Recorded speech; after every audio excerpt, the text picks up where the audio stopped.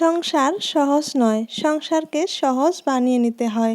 কখনো আবেগ দিয়ে, কখনো বিবেক দিয়ে, কখনো বুদ্ধি খাটিয়ে, আবারও কখনো মাথার ঘাম মাটিতে ফেলিয়ে।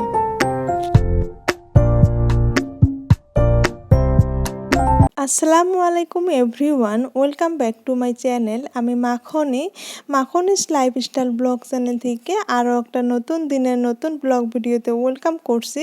কাছে কিংবা দূরে, দেশ এবং দেশের বাহিরে যে যেখান থেকেই আমার ভিডিওটি দেখা শুরু করেছেন, আশা করছি আল্লাহর অসীম রহমতে সবাই সুস্থ ও নিরাপদে আছেন। আলহামদুলিল্লাহ, আমরাও ভালো আছি।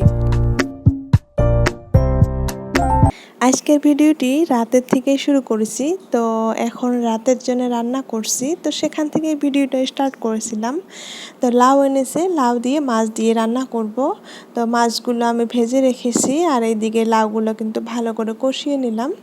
তো পেঁয়াজ আর পাঁচফোড়ন দিয়ে আমি লাউগুলো ভালো করে কষিয়ে নিলাম, সেই সাথে রেগুলার মশলাগুলোও দিয়েছি।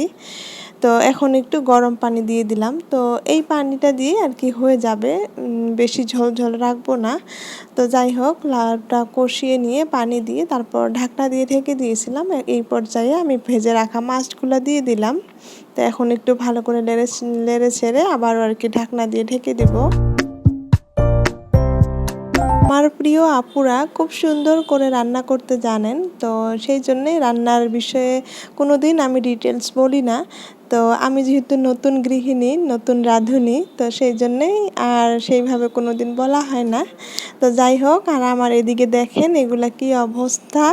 তো কী আর বলবো, আজকে সারা দিন কিচেন রুম ডিপ ক্লিন করেছি।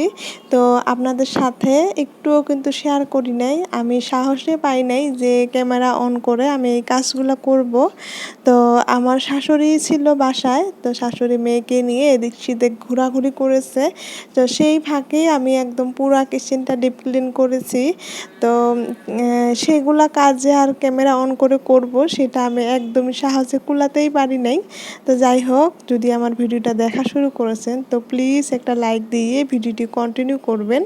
আর যদি আমার চ্যানেলে আজ আপনি নতুন হয়ে থাকেন, আমার ভিডিওর কোথায় কোনো অংশ যদি ভালো লাগে, তো সেই ভালো লাগা থেকে চ্যানেলটা সাবস্ক্রাইব করে নিয়ে আপনার সঙ্গেই রাখতে পারেন।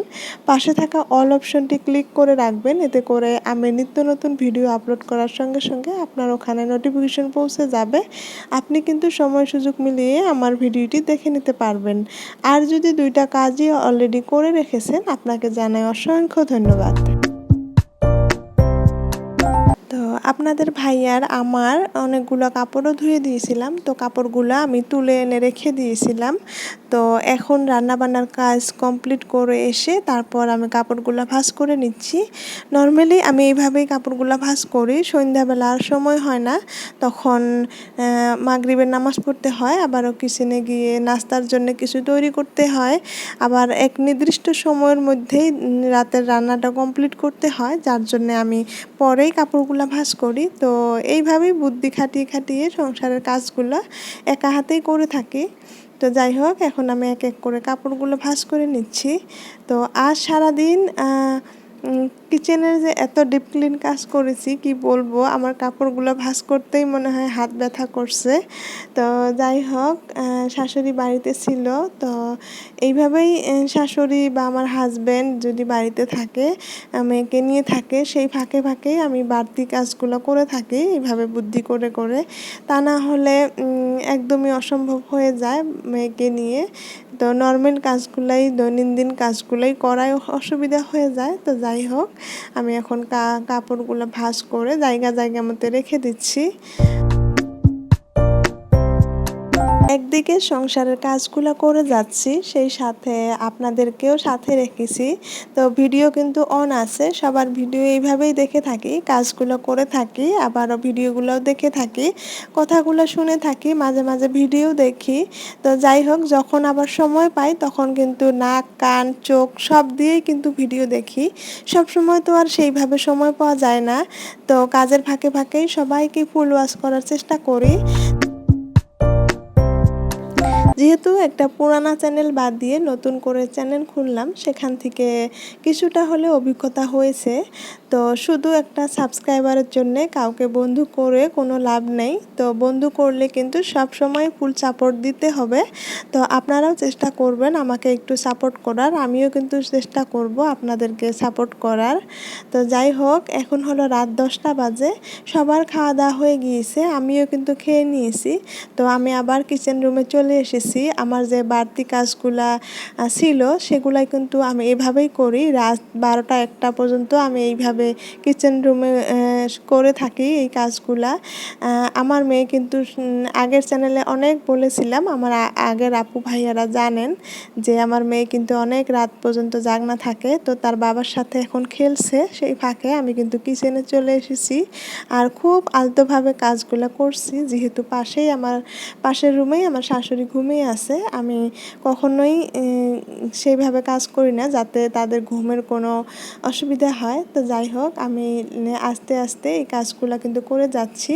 এই যে কন্টেনারগুলো এনেছিলাম, তো সেগুলাতে আর রিফিল করা হচ্ছিল না। তো এই বিস্কুটগুলা নেমকিগুলো আমি রিফিল করে করে রেখে দিলাম। আজকে আমি পুরা কিচেন রুমটা ডিপ ক্লিন করেছি। শুধু ডিপ ক্লিনই নয়, এমনভাবে করেছি ফ্রিজ, ওয়াশিং মেশিন এগুলো সব কিছু টেনে টেনে সেগুলার নিচের অংশগুলো মুছেছি। তো যাই হোক, একদম পুরা ডিপ ক্লিন করেছি। এখন আমার অবস্থা খুবই খারাপ, মনে হচ্ছিল যে এখনই ঘুমিয়ে পড়ি, কিন্তু মেয়ে না ঘুমালে তো আর আমি ঘুমাতে পারবো না। তারপরে আর কি এই কাজগুলো করতে চলে এসেছি। তো আপনাদের সাথে কোনো কাজ সেইভাবে শেয়ার করতে পারি না। তো যদি ভিডিও করে করে কাজগুলো করতে যাই অনেক সময় লেগে যায়, তো সময়ের সাথে আমি পেরে উঠতে পারি না। তো চান্স পেয়েছিলাম, শাশুড়ি বাসায় ছিল, সেই চান্সেই আমি কিন্তু কাজগুলো অফ ক্যামেরায় করে নিয়েছি। এখন একটু একটু কাজ আপনাদের সাথে শেয়ার করছি। তো এই অংশগুলা আমি এই দেওয়ালগুলা পুরা ভালোভাবে মুছে নিয়েছি। এই টাইলসগুলো আমি সুন্দর করে মুছে নিয়েছি। আর এই যে গ্যাসের চুলার উপরে যে এই জানালাটা, এটাও ভালোভাবে পরিষ্কার করেছি। এই কাঠের অংশগুলা পুরা তেল চিটচিটে হয়েছিল, এইগুলা ঘষে ঘষে আমি পরিষ্কার করে নিয়েছি। তো সব কিছুই আর সেইভাবে আপনাদের সাথে দেখানো সম্ভব নয়। তো যাই হোক, যতটুকু পারি ভিডিও আকারে আপনাদের সামনে নিয়ে আসি গল্প করার জন্যে। ভালো লাগে, আপনাদেরকে কখনোই ভুলতে পারবো না, আপনাদের ভালোবাসায় আটকে গিয়েছি। তো যাই হোক, যেইভাবেই হোক ভিডিও শেয়ার করব, আপনাদের ভালোবাসা পাবো ইনশাআল্লাহ। আর এই জায়গাটাতে আমার অনেক বড় একটা ঝুড়ি ছিল, তো সেই ঝুড়িটা এখান থেকে আমি সরিয়ে রাখছি। আর ভাবলাম যে এই ঝুড়িটা যদি এখানে রাখি, আশপাশ অনেক জায়গা বের হবে, আমার আরও সুবিধা হবে।